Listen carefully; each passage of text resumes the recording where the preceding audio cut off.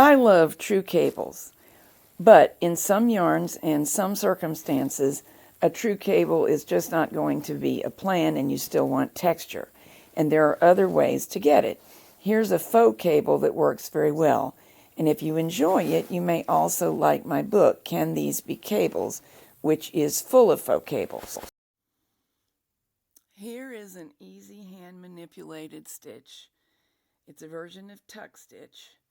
It shows up on the purl side of the fabric, and it resembles cables, but it is much quicker and easier. You're going to select every fifth needle.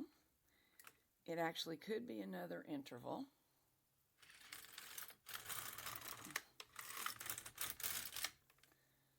And of course, those needles collected loops but did not knit.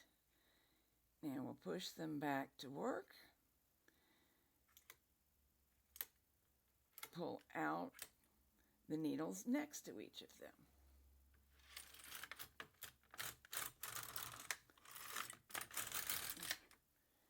So that was the second set of selections. We'll do the same thing again, moving one to the right.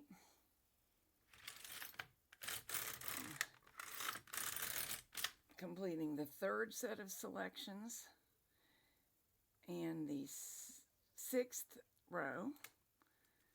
Do it again.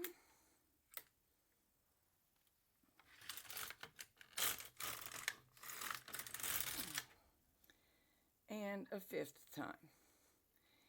You may alter the design somewhat. It doesn't have to be 5 steps, and it doesn't have to be every fifth needle. They all create similar, though different sized arrows. Now we change what we're doing. Again, we return these to working position using upper working position and select the ones to the left, not the right this time, to hold. Knit 2 rows, repeat.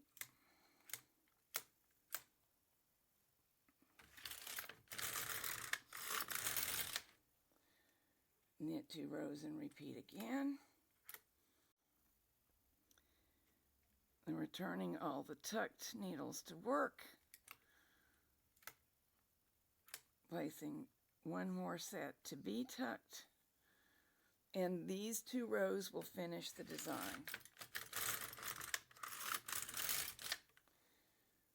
Now everything returns to working position and stockinette knitting. The most frequent use of this is as a single motif across the work, usually in the area of the yoke, but there are all sorts of ways that you could use it. Any machine will do, but I am working on my LK100. Any machine can do it because this is as basic as a machine gets.